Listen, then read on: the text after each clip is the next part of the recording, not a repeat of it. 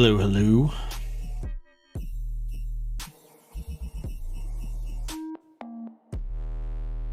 Let's get going.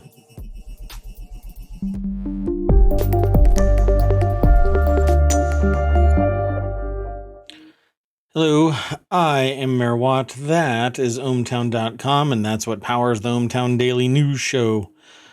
Today is September 19th, 2022, and today's episode is titled The Quiet Part Out Loud. I have a typo in my title, so Diablo 4, GTA 6, COVID still exists, GADZOOKS, Quantum Leap, and Carlsen. Let's get into today's news right after I fix that title. Because nothing says professional streamer like typos in the title. Anyway, I've already selected a bunch of articles. Just a quick rundown. I built ohmTown.com as a personal news aggregator, totally designed only for me. Showed it to a few people. Some people dug it, and I guess that would be the right term. I don't know. And so I made it public. And everything that I aggregate gets thrown into 6 main categories. So create, news, education, entertainment, social, and technology. And I've just added podcasts, which each one of the shows that I plan on firing up here on Twitch are intended to be actual separate shows, 1-hour shows or more, depending on what the host and co-hosts want to do, and if the audience is willing to hang out. And but really, it's all these little 1-hour shows, and I want to do 50 of them a week. And now there is a podcast section here where right now, ohmTown Daily News Show, this show, is regularly updated there. If you are interested in that, then you can go over to ohmTown.com, sign up, become a citizen of ohmTown. The podcast doesn't really require you to be a citizen. I just encourage it. And go over and you can download the podcast pretty much anywhere you want to. You can view this stream from Twitch over at YouTube as a long-term archive. It's over there. But the VOD over on Twitch stays there for 60 days. And if you are so motivated, follow so that follower goal actually hits 100.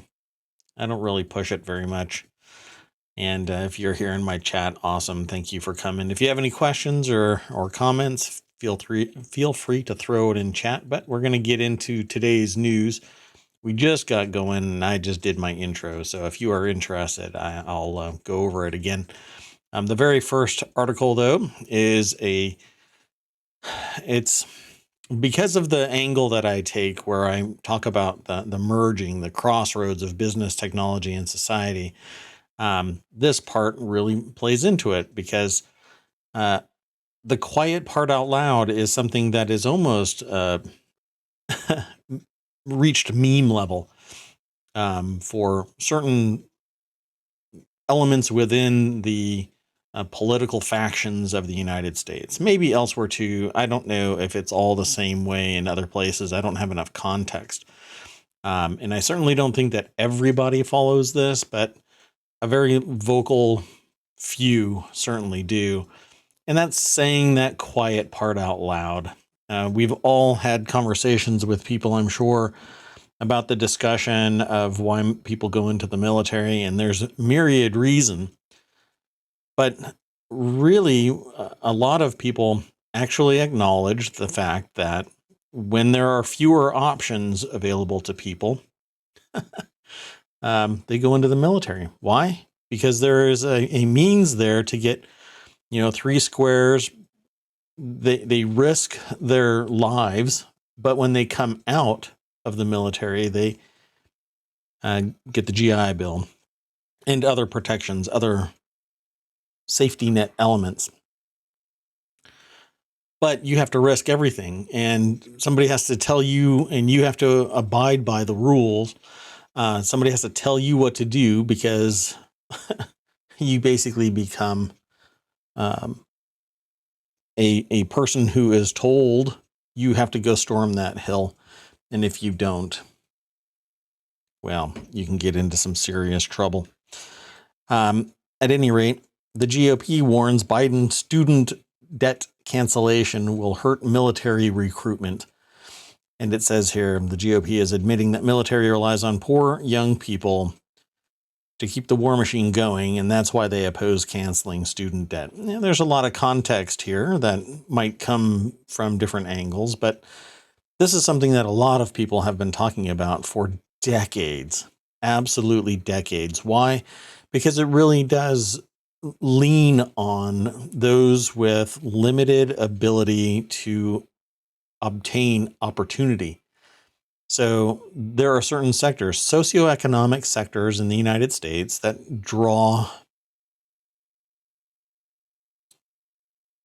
are drawn into the military because they don't have options.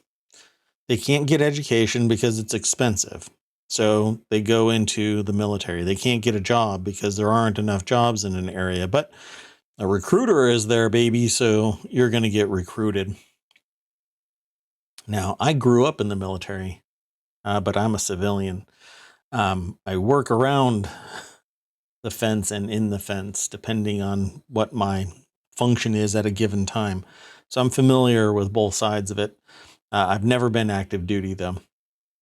But again, like I said, I grew up with it 25 years. And beyond that, by proxy with other people. Everybody admits it, that this is exactly what the mechanism is. When there are fewer options, people are drawn into the military. And there are other things that people gravitate towards when they are lacking opportunity, because they seek a solution. They seek a why. And sometimes they're just told, well, there's a plan, whatever the plan might be. And nobody truly knows. We just live our lives. But the people are preyed upon. Now, Common Dreams regularly has inflammatory titles. I'll admit to that. I don't really buy into everything that they say. But I think everybody should read stuff, even things that they don't agree with, so that you can understand a different perspective. So here it says, Progressive Voices on Monday rebuked Republican U.S. lawmakers for repeatedly warning President Joe Biden that forgiving student loan debt, $10,000 of debt, which really will help a large amount of people, but barely touch the total burden of debt in the United States, student loan debt in the United States, which has been idling for a considerable amount of time because nobody could afford to pay it. Otherwise, they would lose everything else except for paying this one debt. And it is secured by federal government and or private loans that are secured by federal government. So everybody got their money, but there's still juice going to be squeezed. And with interest rates higher than ever before, since, school has gotten more expensive, the interest rate is going to be higher than ever before for these student loans. So we'll see what people are actually going to end up paying, but they may lose their shirt in the process of paying this debt. Well, the letter counts the GI Bill, which covers all in-state tuition and fees at public colleges and universities, among some of the most successful recruiting incentives for the U.S., and a driving factor for many individuals' decision to join the armed forces. That's what I just got done saying. And again, I don't read these articles. This is all stuff that I've got experience in. So I've witnessed this firsthand. I've had conversations with recruiters. They actually told me that I would probably fight the system and end up in jail based on conversations with me a long time ago. So Yeah, it's quite interesting. They actually told, well, I won't get into it. But anyway, progressive accused the Republicans of saying the quiet part out loud while offering backhanded praise for the inadvertently acknowledging what critics call the poverty draft. And that's, again, exactly what I said. The GOP is admitting that the military relies on poor young people to keep the war machine going, and that's why they oppose canceling student debt. A group over called Our Wisconsin Revolution argued on Twitter the price of a college degree should not be bloodshed or a lifetime of crippling debt. True. It's very, very expensive to go to college, and many community colleges are switching to a thing called OER, or Open Educational Resources, and it's arguably at parity with published higher cost educational resources. Really depends on the educator or the institution. Going above and beyond their normal contracted duties historically. But it says additionally, military recruiters who operate under the motto like first to contract have targeted children as young as 10 years old via pre-junior reserve officers training corps, or JROTC, and ROTC programs from the military or from the elementary school through collegiate levels. Yeah, it's quite interesting to hear the quiet part said out loud. I had somebody come into my chat and then they left. You should listen to this stuff. I mean, if you already know it, then let's have a conversation about it. Some people don't want to hear the news. That's fine. So the next article is about the Diablo 4 test build that was leaked. 43 minutes of gameplay footage. This is over at The Word in Tech. It was aggregated from The Verge, so let's just go over to The Verge and we can take a look at it.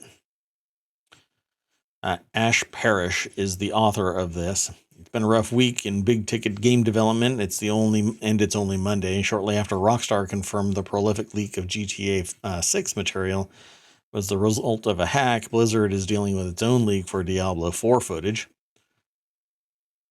Yeah, see, in both of these, it's kind of a hobbled version of it, and that doesn't really mean much.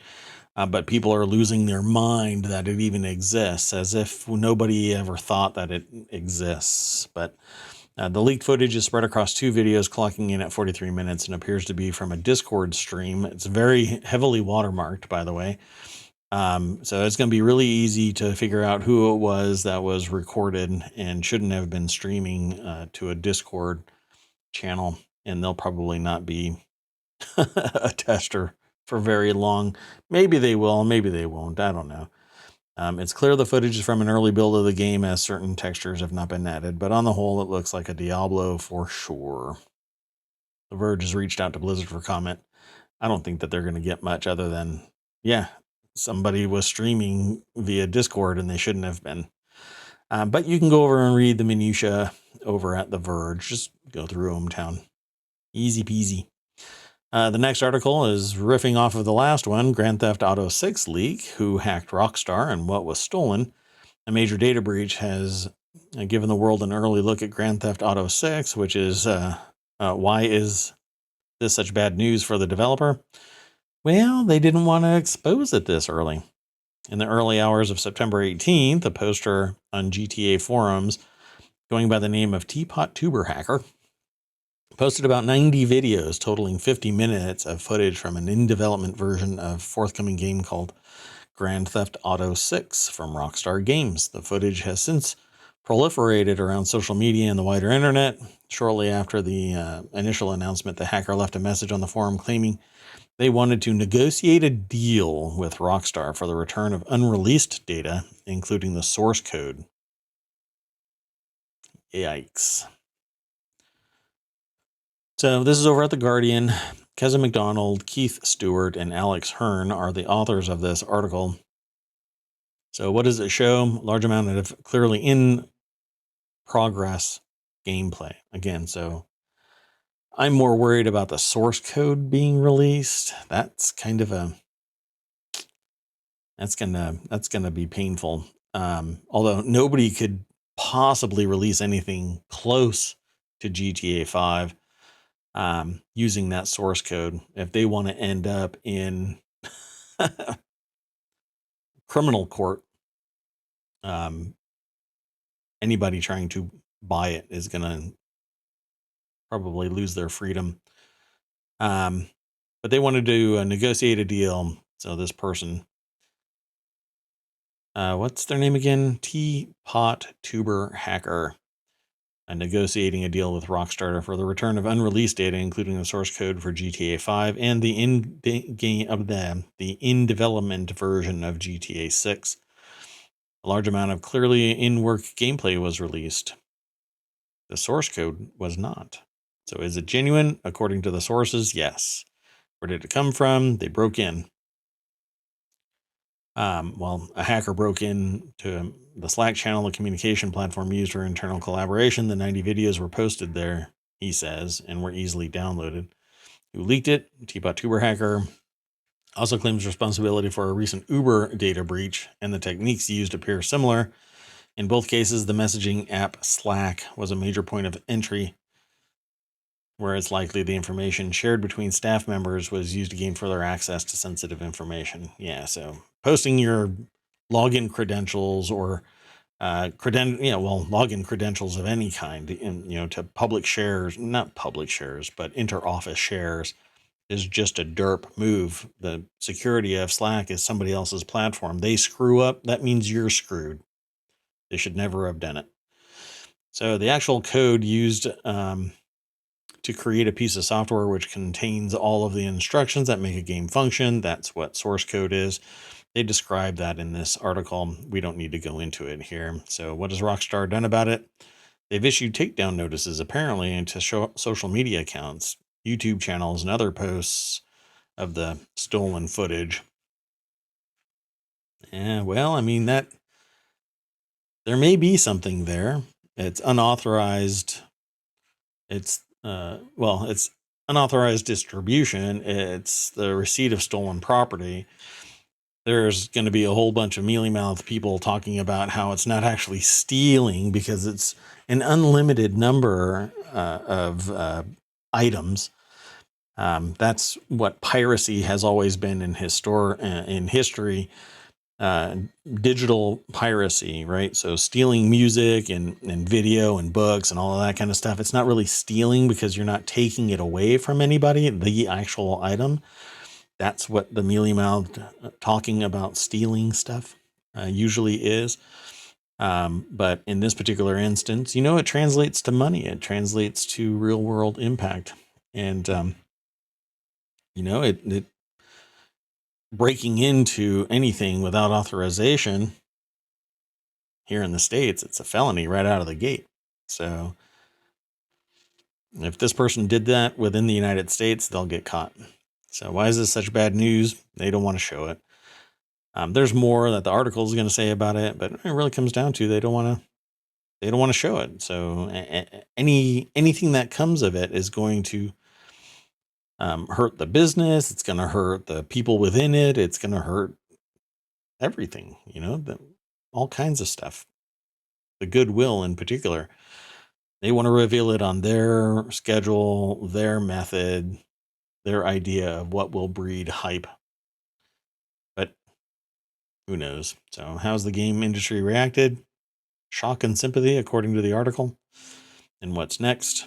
They're going to be locking stuff down. And if Slack really was the vehicle by which somebody broke into the rest of the infrastructure, you can bet that Slack is going to get an earful, depending on what their role played. So did I post that over there? No, I did not. Okay, let's throw that in there. Doot. Okay, the next article, and I've got about 10 articles, so stick around for a little bit. Biden rebuked for claiming pandemic is over as hundreds die of COVID each day in the U.S. True, it's not over. I've got a few people that are in my sphere of influence that are very cavalier about COVID to this day. Then they end up getting sick. and suddenly it's very important. And in these cases, they are in a position where they have authority over the possible infection of other people, and I find it personally and professionally irritating that somebody can be that cavalier while coughing up a lung, saying, "Oh, it's not a big deal." Yeah, well, when you're a long hauler and you can't walk up a flight of stairs without getting so winded you have to sit down on that top step, think of other people. So this is a commondreams.org article by Kenny Stansel. What's the ending here is political commitment and funding, not cases or deaths, said one medical anthropologist.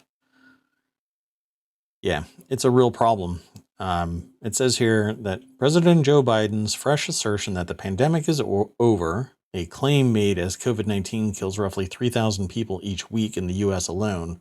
By the way, that's far and away beyond a high death rate of the flu alone. So like 40,000 people can die to the flu, but they are largely immunocompromised people, and they don't seek medical care until it's really too late. But that's 40,000 people is the extreme high rate for flu. This is a known killer, 3,000 people a week. It is far from over, but let's be cavalier about it, right? We still have a problem with COVID. Biden acknowledged in a 60 Minutes interview aired on Sunday night. We're still doing a lot of work on it, but the pandemic is over. That's the claim. The pandemic is over. And now when people hear that, they say, oh, suddenly it's over and we can just not care about anybody else that exists in the world. This is how society dies. If you notice, no one's wearing masks. Everybody seems to be in pretty good shape, and so I think it's changing. No, people are wearing masks. Come on, dude. And people have to be encouraged to wear a mask, not just for themselves, but for their fellow citizens. And it's sociopathic to just say, forget you. I got mine. I'm healthier than you, and if you die, I get more resources. Basically what it comes down to, right? Let's move on to the next article. Websites are law firms, front doors are yours open to clients. This is stuff that I've been telling attorneys for quite some time. And I get kind of rebuked to some degree. A lot of attorneys think that it's word of mouth that gets the client in the door and not marketing via a front page. But the way that it works is somebody talks to another attorney. One person talks to another person about an attorney, and they pull up their website. So law school graduates are unleashed into the legal marketplace with strong analytical skills, but often lack much of the practical knowledge needed to run a law firm. So this is over in the Law Nerd channel over at ohmTown. And the article's by Nicole Black. And it says here that these law school graduates are going to go out and hang a shingle, or they're going to work for somebody else. Either way, they need a website that lists who they are, what they do, what their area of specialty is, education, skill set, practice focus, etc. Thinking like a lawyer will only get you so far in a competitive world of solo and small law firms, and that's why effective marketing is so important, especially if it's not taught in law school, and it's not. So that's why attorneys end up going and getting an MBA. But you can actually get an MBA. It's kind of the cheap date of academia. Putting it to use and actually, exploiting it for some reason. Unfortunately, many law firm websites leave a lot to be desired, with gavels and scales of justice splashed from across the homepage and outdated content drafted a decade ago. This is all stuff that I've been telling attorneys. No, you have to keep it current. You have to keep it engaging. You have to be engaged. It would be great for you to be over on YouTube periodically, on Twitter, have a, I don't know, Insta account, TikTok, whatever. OnlyFans, just kidding. I mean, if they're going to pay the bills, they're going to need an OnlyFans site. Anyway, they probably can't actually, because the bar for their state probably would explode if they had an OnlyFans site that did anything short of just talking about law.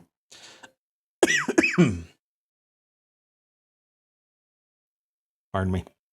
So they talk about do-it-yourself websites, full-service websites. I would recommend that somebody in the field of law focus on what they do best and hire a contractor to build and maintain and support them in their marketing and website activities, because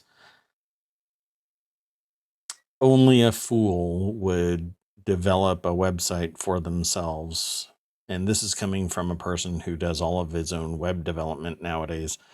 So if you want to focus on your business and it is not a web business, so like a web development business, and you are the subject matter expert, I would recommend hiring somebody to build a website for you. It can be expensive, but it's done right, typically. And lawyers will want certain things, and it's always best to have somebody that's skilled in the art of web development, maybe writing copy, artwork, graphic design, layout, etc., and the technology itself. So, I mean, an attorney wouldn't hire a brain surgeon to do law, just like an attorney should hire a web developer to do their web. Okay, let's move on to the next article. That is in the Word in Tech. I'm kind of hustling through all this news today. A compact electron accelerator reaches new speeds with nothing but light. Scientists harnessing precise control of ultrafast lasers have accelerated electrons over a 20-centimeter stretch to speeds usually reserved for particle accelerators the size of 10 football fields, which is neat. I'm not quite sure exactly how they are doing it just yet. Dina Genkina at University of Maryland is the author of this over at phys.org.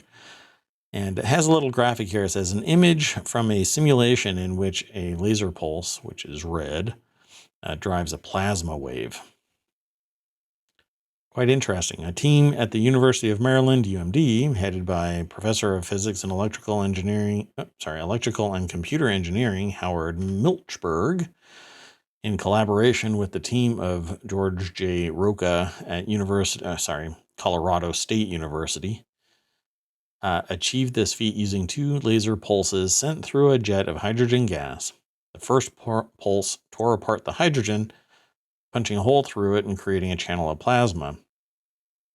That channel guided a second, higher power pulse that scooped up electrons out of the plasma and dragged them along in its wake, accelerating them to nearly the speed of light in the process. Which is interesting because, it's a laser. So you'd think that it's already at the speed of light.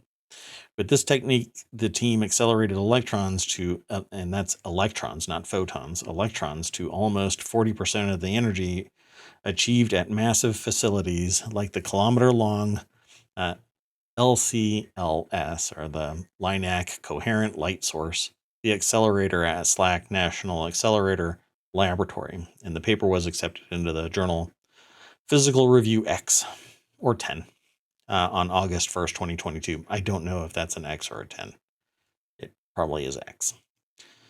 Anyway, this is the first multi-giga electron volt electron accelerator powered entirely by lasers, says Milchberg, who is also affiliated with the Institute of Research Electronics and Applied Physics at UMD. And with lasers becoming cheaper and more efficient, we expect that our technique will become the way to go for researchers in this field. Yeah, and the simple fact that it's much more compact will make it dramatically cheaper and easier to control. You won't have as many variables and engineering issues, at least the same. It would probably change and the cost would change. But the ones that are making it an issue now will scale down. They may have to get bigger just to reach certain things, but this says motivating the new work are accelerators like LCLS, a kilometer-long runway that accelerates electrons to 13.6 billion electron volts or gig electron volts. The energy of an electron that's moving at 99 point blah, blah, blah, blah, blah, 3% the speed of light. LCLS predecessor is behind 3 Nobel Prize winning discoveries about fundamental particles. So now it's going to be scaled back quite a bit to a smaller size. There's a whole lot more over at this phys.org article, so please follow the link if you're interested in this stuff and take a look. The next article is Pico teases a new headset. This is about VR, so if you're interested in VR, this is for you. Pico is gearing up to launch its next VR headset, which may very well be the previously spotted Pico 4 series of standalone headsets, and the company says to stay tuned to an official announcement coming Thursday, September 22nd. It's a China-based company and says that it indeed is going to announce a new standalone headset this week. I'm going to click the link and just take us over to Road to VR. Somehow I think it's going to be really close to the PSVR. But, you know, I guess we'll see. While unconfirmed at this time, the announcement is likely to be centered around the Pico 4 and Pico 4 Pro headsets, which were first spotted in regulatory filings back in July. And according to the filing, Pico, a VR hardware subsidiary to Chinese tech ByteDance, which pretty much owns all kinds of stuff. I think they just purchased a healthcare business, is expected to launch 2 nearly identical VR headsets with the exception of Pico 4 Pro's additional eye and face tracking function, which was just talked about with the PSVR's new release. This is going to be interesting. The product announcement is taking place in Berlin, Germany at 2 p.m. GMT plus 2 on September 22nd. If you want to follow along, you can tune into Pico's YouTube channel or TikTok. Yeah, so it'll be interesting to see what actually gets pumped out from this. I am getting extremely leery of anything industrial leaving a lab for mass production anywhere. And it's, I don't know. We'll just have to watch and see the the comparison to others tech. So let's just see what happens. The next article is over in the Law Nerd channel as well as the last law article. And it said, lawyer exclaims GADZOOKS at trial and gets a reprimand. I'm just going to go straight over to Above the Law. That's the source. Catherine Rubino is the author of this article. And it says, Illinois attorney David C. Thallander was reprimanded by the Illinois Attorney Registration and Disciplinary Commission. The reprimand came after Thallander clashed with Judge Anna Demokopoulos during a 2018 age discrimination bench trial. At the root of the issue, was Thallander's old-fashioned exclamation, as reported by ABA Journal. Thallander said something that was inaudible, and Demokopoulos asked him to speak a little louder, and he said, "Oh, GADZOOKS." And Demokopoulos called a 5-minute recess. When proceedings resumed, Thallander interrupted questioning to ask whether he could make a record. The judge refused. This exchange ensued. Mr. Thallander, I'm warning you at this time. Please have a seat. Mr. Thallander, please have a seat. Thallander said, I want to make a record. That goes back and forth. That's never a good thing in a in a trial. And it really reminds me of what's going on with the Sandy Hook trial, where the judge is basically, look, I'm done with your crap. And the the attorneys are going, well, I want this on the record. And they're like, I don't care what you want on the record. And it goes back and forth. And Hollander says, GADZOOKS. And then the judge says, if you make one more comment that's offensive to this court, I will hold you in contempt of court. And Hollander says, GADZOOKS is offensive to the court? And the judge says, you're now in contempt and fined. I don't know. To me, I think that's a stretch. But apparently, Hollander says he'll not oppose the court's reprimand recommendation, saying that he was delighted at the court's finding that they were vindicated, with the exception of the exchange concerning making a record. And that baffles Hollander because at trial, these things happen. Yeah, they do. And this this judge, I think, was a little bit wanting power. This next article is in the Continuity Report. Quantum Leap revival gives iconic premise a new lease on life. This will be an interesting watch. It starts today. I think it's over on Peacock.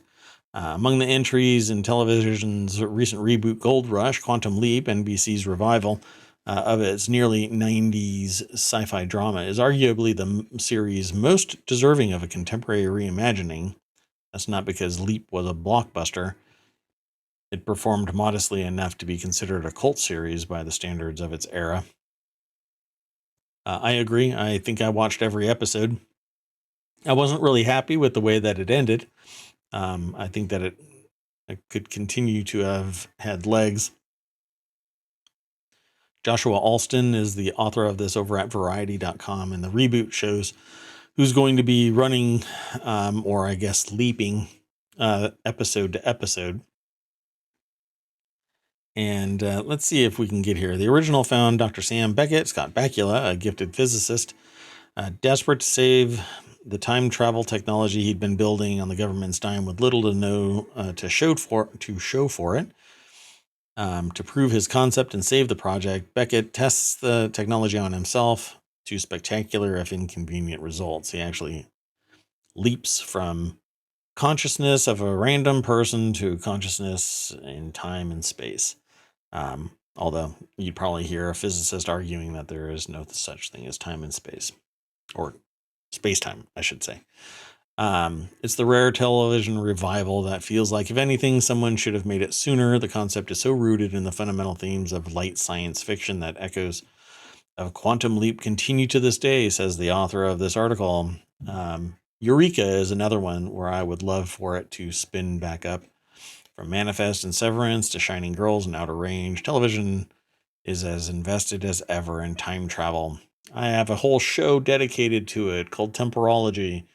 My whole idea about time and time travel as maybe a successful mechanism is the science fiction idea of you actually just superimposing your consciousness, just like this one, on somebody else. I find it really fascinating, this whole idea. So I'm glad to see it come back. I hope the actors have the same charisma, if not better.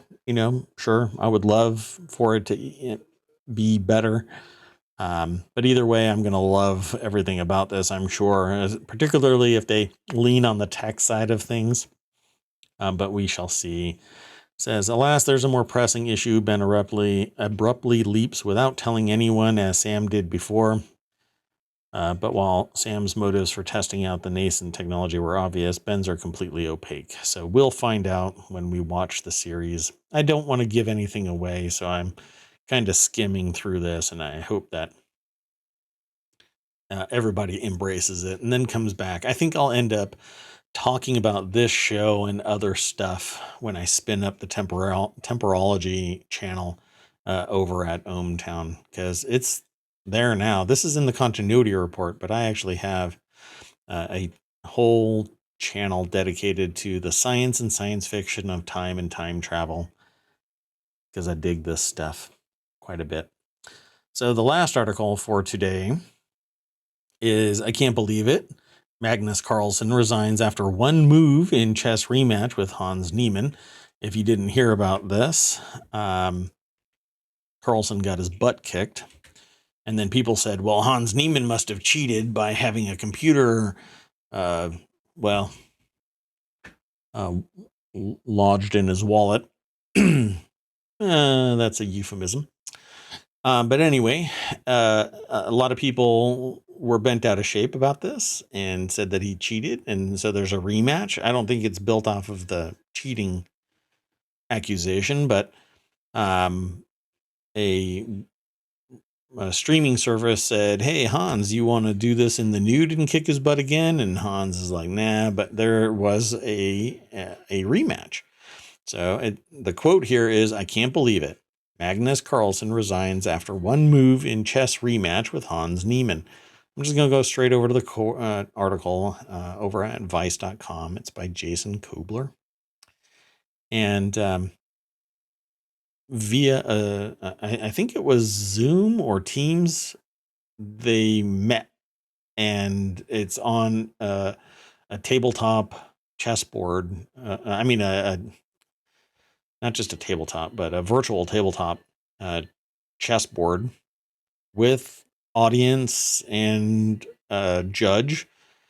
And a couple of moves in, Magnus Carlsen flips the table, basically. Just moves a couple of moves and then resigns, turns off his camera, walks away. Talk about rage quit in a passive way. So chess's biggest drama escalated yet again on Monday afternoon with Magnus Carlsen resigning in protest after just two moves in a rematch against Hans Niemann, who was accused of cheating against Carlsen in a recent tournament, sending the chess world into a tizzy. So I don't know how he supposedly cheated, but he's really young. He isn't high-seeded. Hans Niemann, that is. But Magnus Carlsen just got his butt handed to him again. So the moment, which occurred during a preliminary matchup in the Julius Baer Generation Cup, stunned the event's announcers who were speculating about what opening moves Niemann would play. The match took place virtually over Microsoft Teams and on the online chess platform Chess24. Carlsen turned his webcam on, made one move, resigned, then turned his camera off and disappeared, not saying a word. Yeah. So I don't want to go through the whole article, but it says here, well, it's very difficult to say what opening move Niemann would make because Hans is also playing a lot of first moves, announcer Peter Lecko said. He plays d4, knight f6, Carlsen then resigned. And what? Lecko said, shocked. No, what happened? That's it? Another announcer says, what? And they just say Magnus Carlsen just resigned, got up, left, switched off his camera, and that's all we know right now. So I don't know. When you act like that, you should just bow out. Just I don't know, retire, move on. You got to find something else to do. Because if you're coming to the table and you know you're getting your butt kicked after just two moves because you don't have, your head isn't in the game, your spirit isn't in the game, retire for a little bit, take a break, get it all back and then come back and fight back for your title. On the chessboard. I can imagine that this is going to come to fisticuffs should those two meet in person again. Somebody is going to get a finger broken like that little kid did when the robot got pissed off that he was touching the pieces. Okay, well, anyway, that's it for today. And I want to thank you again. This has been the ohmTown Daily News Show for September 19th, 2022. I'll see you tomorrow, 6 p.m. Take care. Bye-bye.